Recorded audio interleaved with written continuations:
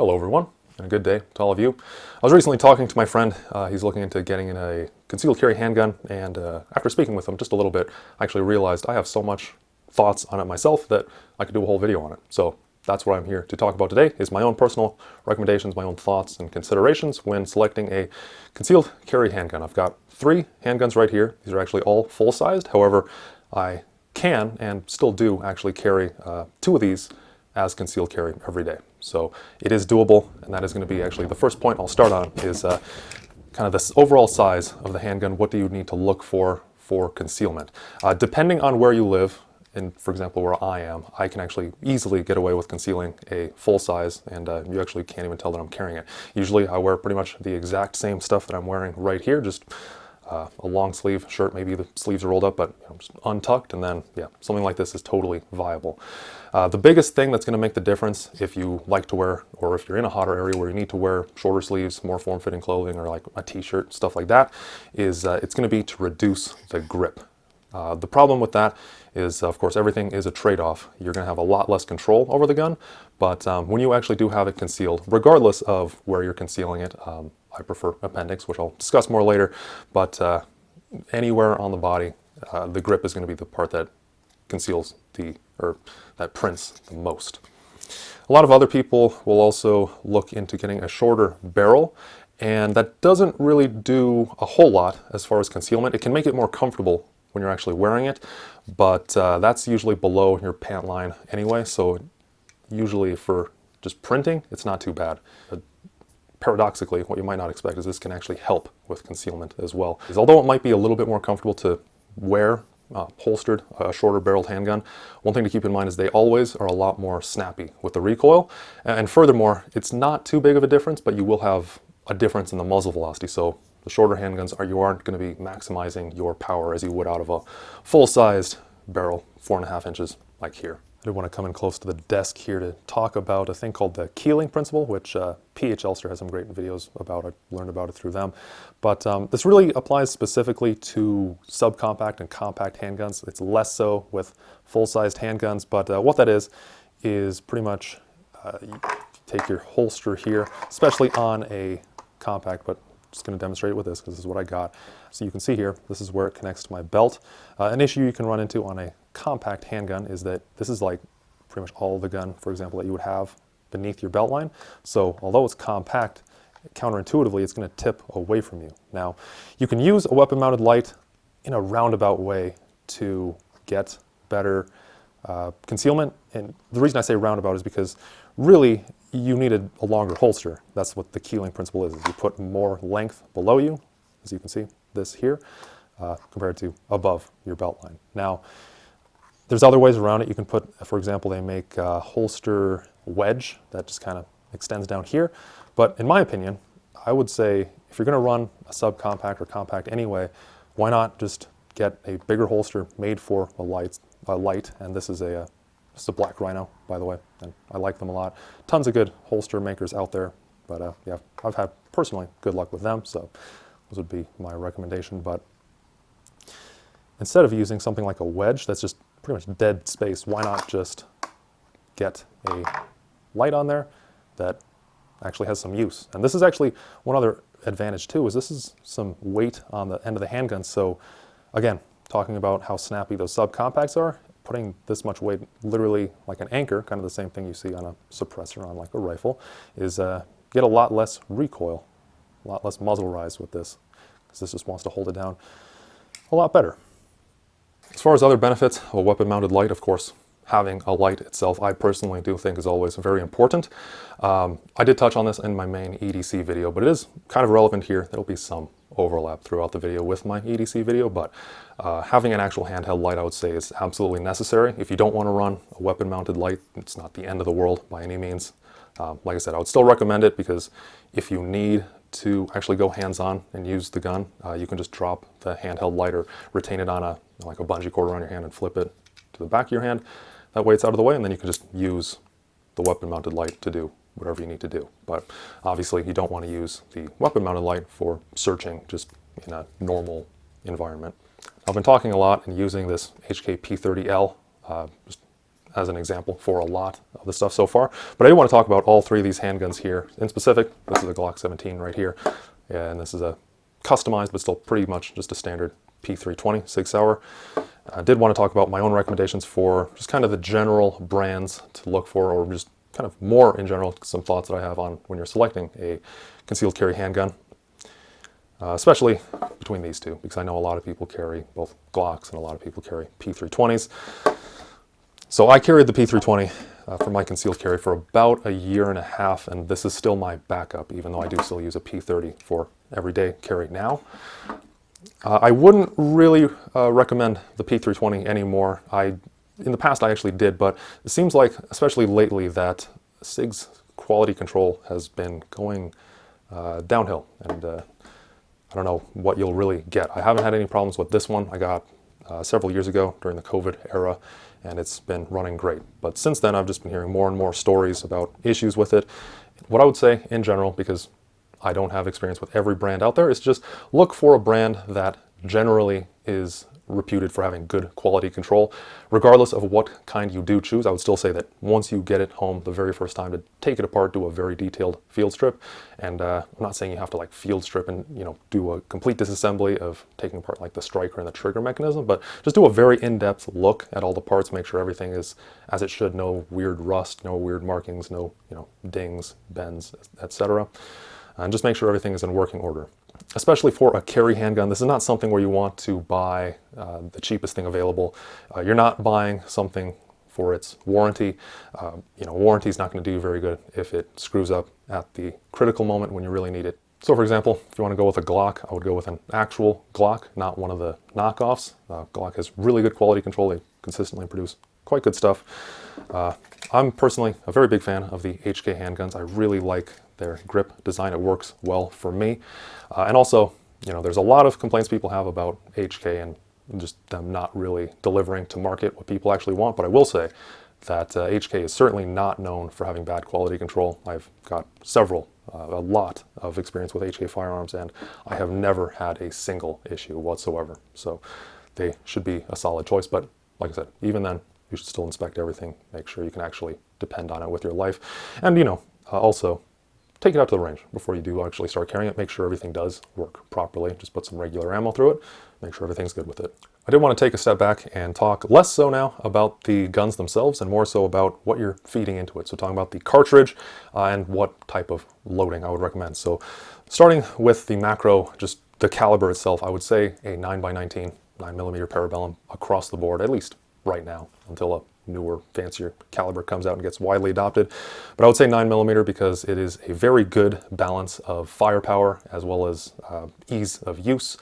And obviously 9mm is absolutely everywhere. You can get a ton of training ammo and practice up, get really, really good with it. And there are excellent defensive rounds made out there with really good terminal performance, effect on target. My own personal favorite that I would recommend is Federal HST. I have a box of this just right here. If you're interested in a lot of ammo tests, my father does a lot of called PAC-T tests on his channel, where he does a lot of terminal testing and just overall performance of a ton of different rounds. And a lot of people recommend this round, and in his test he found these were really good as well. So Federal HSTs are great. But I would just say to avoid, for example, don't use the same ammo you use at the range, like this S&B FMJ. FMJ in general is quite bad as far as terminal performance is concerned for concealed carry. Keep in mind, a 9mm or really any handgun cartridge it is just completely anemic compared to even weaker rifle cartridges. There's just no comparison. So you need the best bullet that you can get. And also avoid, just from my own experience with it, Hornady ammo. I know a lot of people do like carrying that, so maybe that's a more controversial take. But from the testing I've seen, Hornady Critical Duty, Hornady Critical Defense, they don't do all that well as far as a carry around is concerned. I would go with more so something like that. Another important point I would look at when selecting a carry handgun is make sure that it's a double-stacked modern handgun. You do want, like I said, 9mm, even though it's a pretty good balance as far as a handgun round is concerned, it is a handgun round. It really doesn't do a whole lot compared to your regular rifle rounds. So I would say having more rounds is better. So something like 17 rounds pretty standard on your full-sized handguns, or 15 if you get, for example, like a Glock 19, just a slightly shorter grip there. Especially nowadays when there's a lot of reports you can see in the news, for instance, of people getting attacked by multiple assailants. So the likelihood that you might actually end up needing more than just a single stack magazine is not impossible. Obviously, unlikely, but all of this is pretty unlikely. So I would just want that extra assurance personally to have more magazine capacity. And I would also recommend carrying an extra mag as well. So for example, if you are needing to shoot and you have a stoppage of any sort, you can just drop the mag, clear it, and then pop in a new mag, and that really helps to reduce the number of potential variables for where the issue may be. You don't need to think through what's going on. You can just pop the mag, pop in a new one, and crisis most likely averted. Now, I did bring this up a little bit earlier, but as far as carry positions are concerned, of course, like I said, I do prefer appendix carry. My reasoning for that is, for example, if you're in melee distance, if someone's trying to attack you and you need to fend them off with one hand, that way it's a lot easier. You can just pull the gun up from here, and also with one hand, you should be carrying chambered as well. But this way you don't need to reach around behind you or anything and leave yourself a bit more vulnerable. You can kind of block with this arm still and pull out from your holster. Now, another reason that I am such a big proponent of appendix carry, especially for just daily life, for pretty much everyone watching this, most likely, especially here in the US, the regular, pretty much primary means of transportation for a lot of us is by vehicle. You're seated.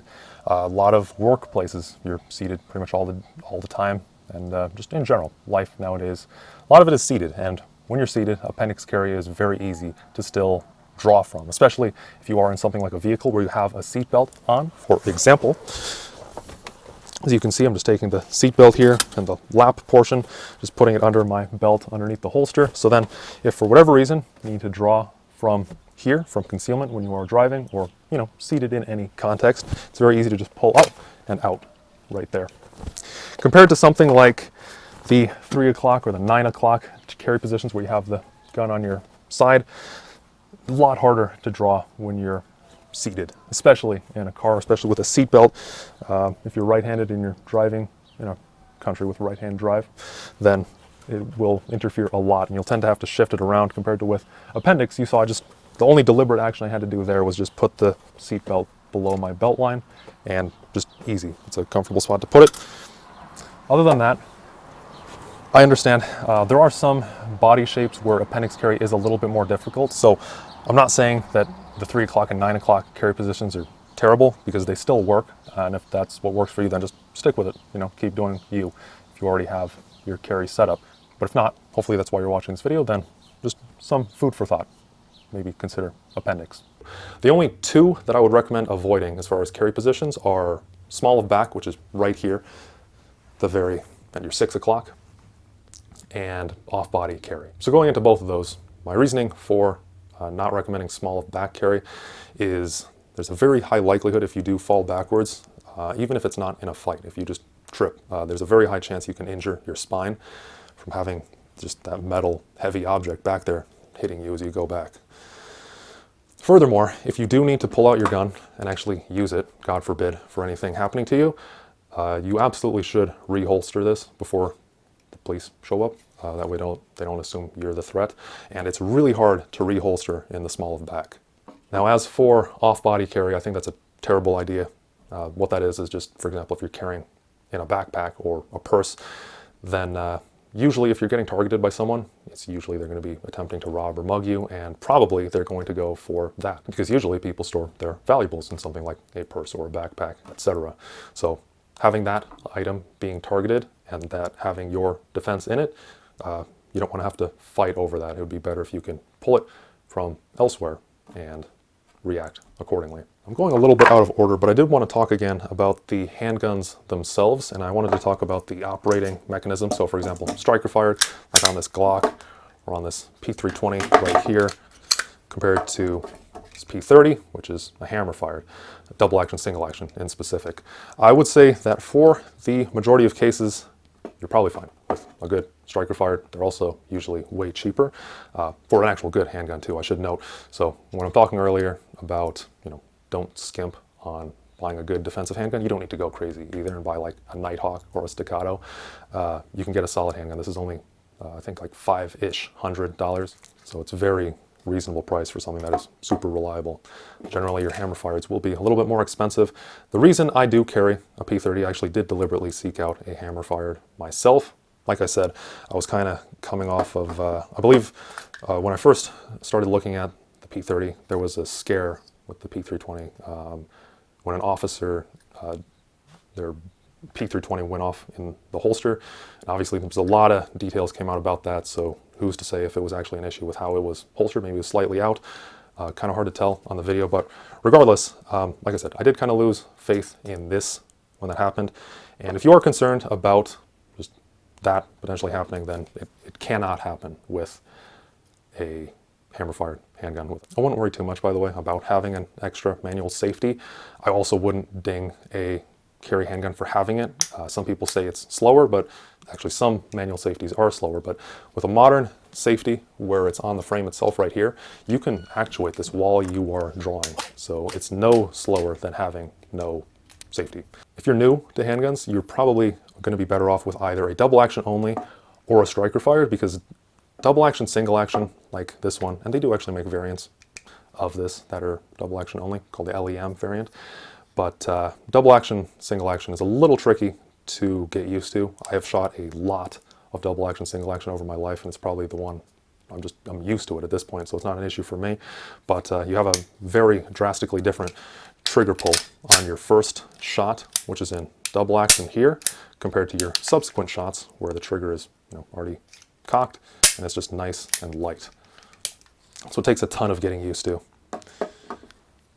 Compared to a striker fired, usually I've found that striker fired is going to be more mushy in general, but it is consistent. So your first shot will be like that. Come back, second shot, third shot, etc. All the exact same.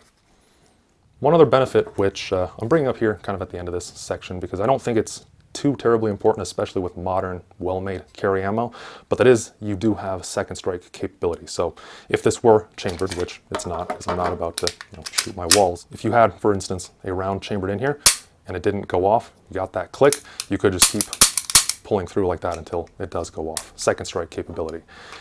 Like I said, I don't really regard that as too much of an important feature, simply because generally you're going to be buying good carry ammo. But on the off chance, just in case you need it, if your other hand is occupied, then you can still keep pulling through that.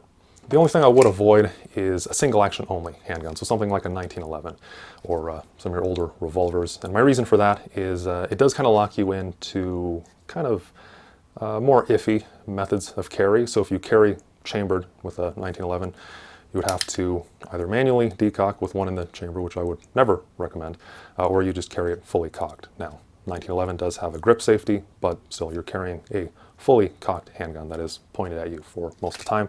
Or the alternative is you don't carry chambered, which, like I said, I wouldn't recommend, because in case your other hand, which you would need to rack the slide in case it's occupied fending off an attacker, then you're kind of screwed there.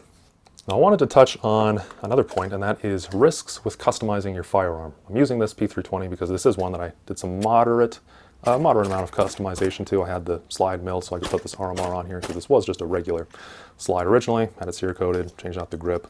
The risks with customization is you're changing it from its factory state, and you might be potentially making it not drop safe anymore. So there's some customization you can do that is a good idea. For example, adding an optic. Optics always help. I would not say they are necessary either, though, for that matter. And they do, they'll take up a little bit more room, so it's a little bit more that could potentially print on you. But as far as the trigger, I would absolutely leave the trigger internals, the spring and everything alone. If you want to change the trigger shoe, that's fine. Actually, on the P320, you could put, for example, kind of like you got on the Glock, there are some aftermarket triggers that have a little blade safety there. So you can actually, if you're a little worried about the drop safety on this, you can add one and actually make it potentially a little bit more safe. I wouldn't port the slide at all. Those get pretty blasty already, even at an outdoor range. And if you actually need to use it for self-defense, it's just going to be even worse. And just trying to make the gun look cool. I mean, it depends on what you're doing, but in a lot of cases, if you're doing some more, I guess, edgy type of customization, like putting like a motto or something on the side of it, your own slogan, if whatever you, for example, if you need to deploy the gun and actually use it for self-defense, that would look really bad in court, as you can probably imagine. But other than that, yeah, there's a lot of safe customization that you can do as well. Just be mindful of your own safety when you're doing it. Just about finished, but I did want to close up with just a final note that I would recommend that no matter what you choose, whether it's one of the handguns I talked about today, one of the recommendations I gave, or something else entirely, because there's absolutely a lot of other good handguns out there that I just can't say either way how they are because I don't have experience with all of them. But I would say try to get experience with it and handling it in the store before you actually buy it, because even for me, I really like the HK handguns. I like their grip. It is adjustable, so I think it does work for most people, but maybe it doesn't for you. So maybe you end up finding something much more comfortable. Maybe something like this. I actually, for example, a lot of people complain about the grip angle on a Glock. I quite like it. Maybe it doesn't work for you. Don't just go with myself or any other talking heads recommendation. Go and actually try it. Try feeling it. And if possible, also try to rent it. If that store has lets you rent the handguns, then very good idea, especially then, because you'll feel the recoil impulse and how the trigger is in actual live fire. So thank you all for watching. That does it for my recommendations and considerations that I would say to look out for on a concealed carry handgun. I hope that you all found this informative. If you have any other questions or anything else to add, by all means, love to hear that in the comments below. Thank you all for watching. Take care. Hope to see you all in the next one. See you then.